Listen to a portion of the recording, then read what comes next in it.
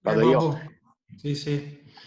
Beh, ciao, complimenti innanzitutto. Insomma, sono 4 partite, quasi 5, che non subite gol, visto che l'ultimo l'avete subito al secondo della la partita contro il Legnago. Qual è, insomma, il segreto di questa fase difensiva? Finora insomma, questa striscia di vittorie passa moltissimo dalla difesa. Credo che comunque siamo migliorati in tante situazioni a livello di squadra comunque, perché non è la solita difensiva, non è la difesa, ma è tutta la squadra che comunque è più concentrata, è più determinata in quello che fa, e sicuramente questo ha inciso nel subire meno gol. Poi comunque ci vuole anche quel pizzico di fortuna, magari c'era mancato a volte quando abbiamo preso gol, e magari c'è tornata un po' in qualche partita dove invece non l'abbiamo preso. Comunque credo che dobbiamo essere contenti, ma continuare così e a testa bassa. Io ti faccio una domanda un po' scontata, tra virgolette, però ecco, visto anche il momento positivo della squadra, com'è un po' il clima tra di voi? Perché immagino ci sia entusiasmo, no? Anche per questa vittoria, perché alla fine la Virtus Becomp era una squadra ostica alla vigilia, però insomma l'avete superata bene.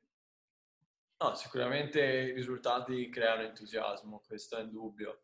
Oggi è stata una partita difficile perché comunque il primo tempo c'è stato un momento dove siamo andati in difficoltà e abbiamo saputo soffrire da squadra, e poi siamo rientrati il secondo tempo più decisi, più determinati e più lucidi anche, e dopo che l'abbiamo sbloccata sicuramente è stata una partita diversa, e comunque è stato più facile dopo affrontarla, diciamo. Senti, tra l'altro hai anche sfiorato il gol, no? Con un colpo di testa. Sei andato vicino al gol. Sì, no. Lì quando l'hai spizzata, perché poi il portiere è rimasto anche spiazzato dalla tua deviazione, Peccato. dalla tua giocata. Lo so. Cosa hai pensato? No, sarebbe stato bello, però così gol non li faccio tanti. Però dai, speriamo. Senti, ti chiedo anche una curiosità extra, poi lascio la parola a Stefano, che ho notato, magari è proprio una curiosità, vedo che c'è la barba sempre più lunga, ma anche Nicastro ce l'ha sempre più lunga, poi non so se sia solo una casualità oppure vi siete messi d'accordo. No, l'ho lasciata allungare in vista del corso degli eventi, però domani me la devo fare per forza, per una cosa personale. Quindi, perché, scusa? è una cosa personale, quindi domani me la devo fare. E niente, non ce l'avrò più mercoledì. Vabbè, ok. Va bene.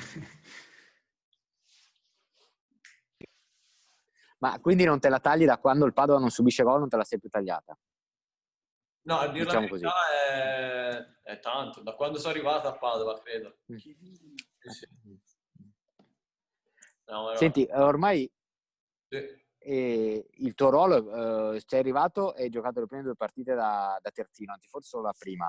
Dopodiché il mister ti ha piazzato in mezzo con Andelkovic. Adesso non so quante partite consecutive siano che giocate insieme, però insomma sembra essere questa la coppia. Come ti trovi anche a giocare in questo modo? No, io benissimo. Io nasco centrale, ho sempre giocato centrale, e quando giocavo terzino mi sentivo adattato. Poi è un ruolo che comunque, tra virgolette, ho fatto mio negli anni, ma io ho sempre giocato la maggior parte delle partite da difensore centrale a 4, a 3. Terzino, diciamo, mi sentivo più adattato terzino, ecco.